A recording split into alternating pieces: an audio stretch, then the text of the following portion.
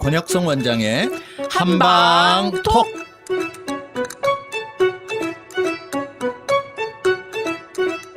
청취자 여러분 안녕하십니까? 권혁성입니다. 안녕하세요. 서유경입니다. 오늘의 주제 선생님 소개해 주세요. 네, 수면 무호흡 코골이. 네. 오늘 주제로. 저 오늘 하겠습니다. 엄청 관심이 많은 주제입니다. 왜 그래요? 남편이 코를 엄청 고는데 무호흡이 있는 것 같지는 않아요. 근데 코를 더럽게 골아가지고. 근데 같이 자는데 장애가 없어요? 네. 그러니까 이게 오늘 자료 보니까 이제 수면에 이제 많은 이제 수면 장애 이제 지장을 초래한다 이렇게 나와 있는데 남편은 코골이 때문에 수면 장애가 오는 것 같지 않고요. 이제 옆 사람이 제가. 그러니까. 네네네. 우리 서유경 씨가 수면에 방해가 아주 안 예민하진 되는데. 않고요. 네. 그냥 이렇게 자다가 너무 뭔가 옆에가 막 들썩들썩 너무 시끄러우면은 잠시 이제 이렇게 입을 잡아요. 입을 잡거나 코를 이렇게 잡고 흔들거나 이를 또 같이 갈아가지고 어우. 쌍으로. 저기 남편분은 목이 좀 짧아요? 아니요, 그렇지도 않아요. 유난히 짧다. 뱃살이 많이 나왔나요? 많이는 아니에요. 그냥 일반 40대 남성들 정도. 조금 30대보다 살이 찌잖아요. 40대 되면 네네. 그 정도. 네. 그렇군요. 그래서 궁금한 게 저는- 많습니다. 예, 저는 얼마 전에 동창들 모임에 네네. 1박 2일로 하는 동창들 모임에 갔다가 음, 나랑 같은 방을 쓰게 된 친구가 네. 수면 무호흡이 너무 심해서 막 방을 대굴대굴 굽으면서 숨 쉬었다 안 쉬었다 하는 바람에 제가 한숨도 못 잤어요. 죽을 수도 있나요, 그러다가? 아니, 숨 안 네. 쉬다가 그런 네. 경우도 있나요? 수면 무호흡이 돼서 숨이 막혔다 뭐 이런 보고는 없지만 아직 죽은 오늘 사람은 내용을 없구나. 이야기하다 보면 수면 무호흡이 잠재적 엄청난 질병의 잠재적 그 증상이다라고 생각을 하시면 됩니다. 네. 선생님은 혹시 코 고시나요? 네, 저도 봅니다. 가끔은 저는 제가 코 고는 소리에 깨기도 해요. 그리고 어떤 경우에는 수면 무호흡이 있나 봐요. 근데 이제 다행한 건 제 안에는 자면 어바가도 모르기 때문에 제가 수면 무호흡이 있는지 코골이가 있는지도 몰라요. 그런데 가끔 제가 이렇게 막 답답하니까 혀를 막 내밀고 있는 어머, 그런 꿈을 귀엽겠다. 꾸다가 이렇게 막 만지고 있는 꿈을 꾸다가 이렇게 보면 실제로 제가 막 혀를 막 이렇게 내뱉고 내밀고. 있어요. 그게 아마 진짜요? 예, 수면 무호흡이 저도 조금 있어서 생긴 게 아닐까 이렇게 생각을 하고 있습니다. 그 자다가 눈 뜨고 보면은 되게 신기하게 넣어줘야 되나, 이렇게? 신기하게. 아무튼. 근데 오늘 주제가 수면 무호흡과 코골이를 하나로 묶어 놓으셨어요. 네.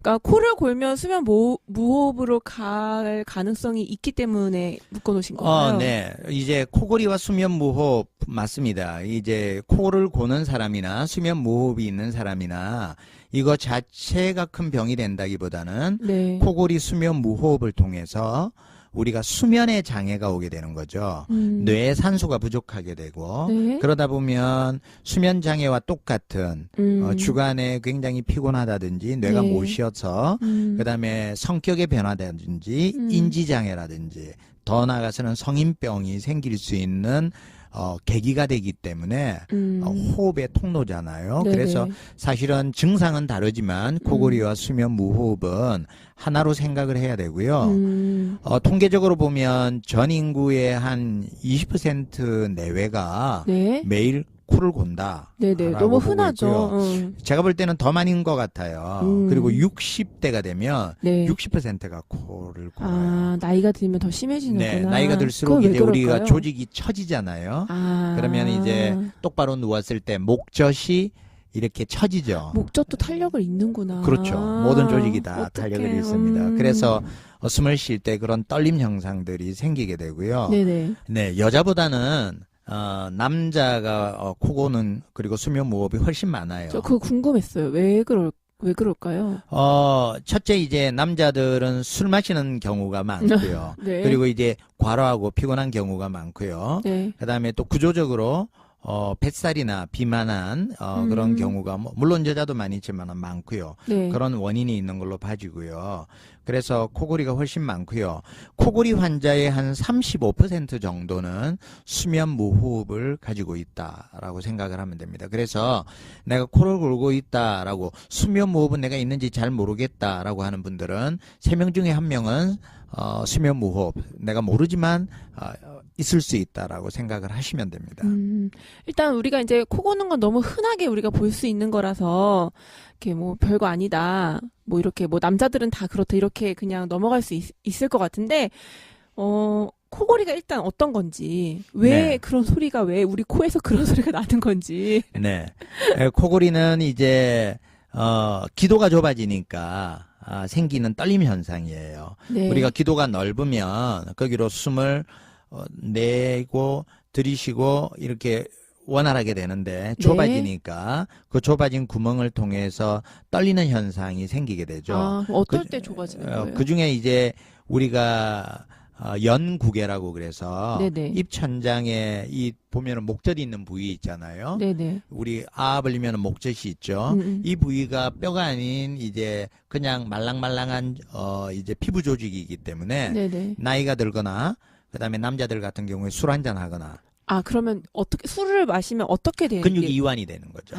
조직이 이완되고 그다음에 너무 과로하거나 그러니까 피곤할 때 피곤하면 코고잖아요. 그러면 더 많이 근육이 이완되잖아요. 그러면서 긴장이 안 돼 있으니까 조직이 처지죠. 그러면서 기도를 더 막기 때문에 진동이 생기는 그런 현상이다라고 생각하시면 됩니다. 네네. 그 남자들 혹시 목젖 이런 것도 관련이 있나요? 여자보다 코를 많이 고는.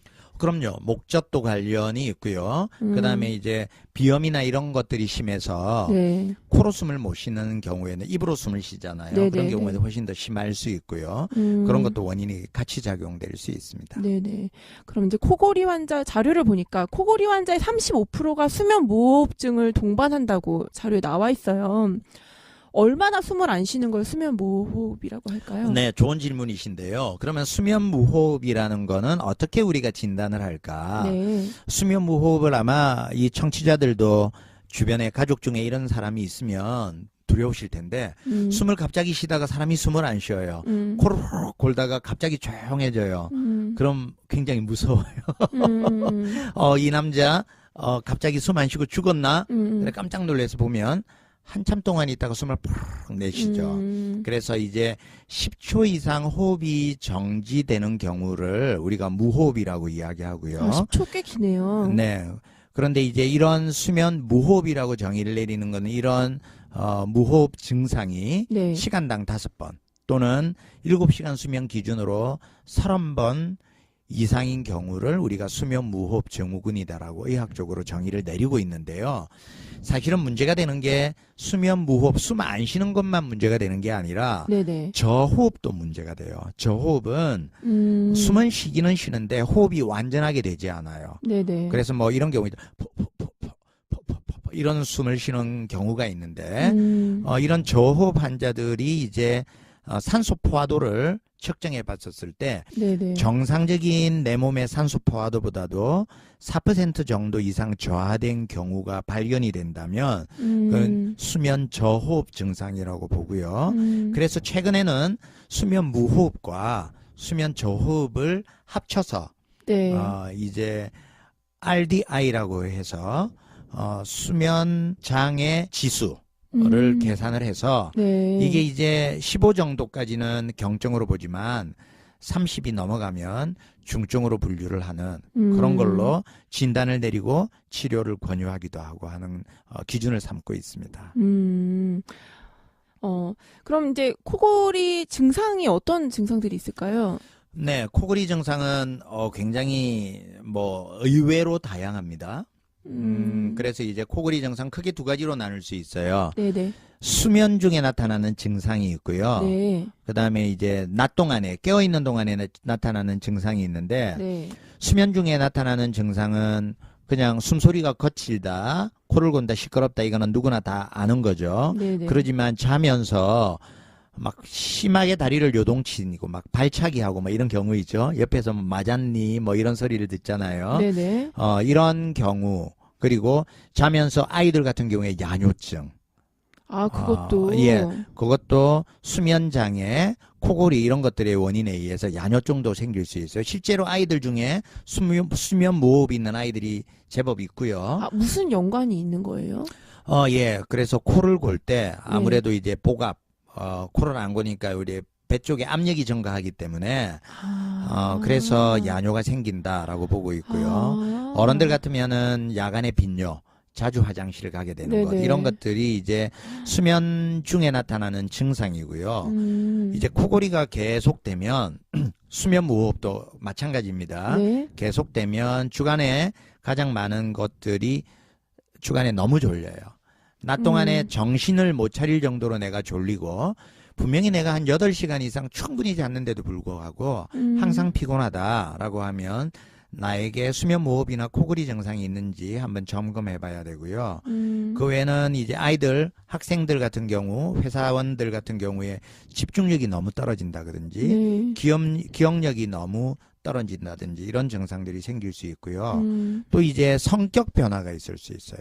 이거 완전 수면장애랑 비슷한 거네요. 네, 그렇습니다. 수면에 장애가 생기는 거예요. 그렇죠. 나는 잤는데 내가 쉬지를 못했던 거죠. 산소가 들어가지 않았고 내가 쉬지 못하기 때문에 이런 현상이 생기는 겁니다. 그래서 짜증날 뿐만 아니라 뭐 성격 공격적으로 변한다든지 아이들 같은 경우에 그런 현상이 생길 수 있습니다. 그래서 상사가 오늘따라 유난히 짜증이 난다 그러면 집안에 무슨 일이 있었나 이렇게 생각되기도 하지만 잠자리가 편하지 않으신지 이런 것들을 생각을 해봐야 되고요. 호흡기를 채워야 되나? 산소. 아니, 산소가 유입이 안 되는 게 되게 큰 적이네요. 그렇죠. 뇌로 산소가 뇌에 잘 안 산소가 가고. 적게 공급이 되는 것도 있지만요. 어떤 거냐면 이제 제가 자료로 보여드릴 수가 없어서 못 보여드리는데 이제 수면 다원 검사라는 걸 하게 되면 우리가 이제 호흡을 하고 있어요. 그런데 호흡을 하고 있는 동안에는 뇌파가 이제 수면파로 이렇게 유지가 되고 있어요. 그런데 호흡이 갑자기 딱 끊겨서 평평한 파가 나와요. 그거는 지금 수면 무호흡인 거예요. 10초 정도 호흡을 안 하는 호흡파가 쭉 나올 때 갑자기 여기 그래프를 보면 뇌파가 막 각성이 돼서 요동을 치고 있어요. 이거는 뇌가 호흡을 안 하기 때문에 뇌를 각성시키는 겁니다. 그래서 사실은 나는 자고 있지만 뇌는 1시간에 5번 밤새도록 30번을 각성을 시키는 거예요. 그럼 하나도 못 잔 거나 똑같죠. 각성이 되니까. 그래서 이게 이제 낮 동안에 심한 졸림, 집중력 저하, 피로 이런 증상들이 생기고요. 이런 증상이 오래되면 이제 빙산의 일각인데 나중에는 부정맥, 심장질환, 그다음에 고혈압 뭐 이런 여러 가지 다양한 증상들이 나타날 수 있습니다. 선생님 좋은 말씀 감사합니다. 네, 지금까지 진행의 권혁성, 서유경, 제작의 김미옥, 박송이였습니다.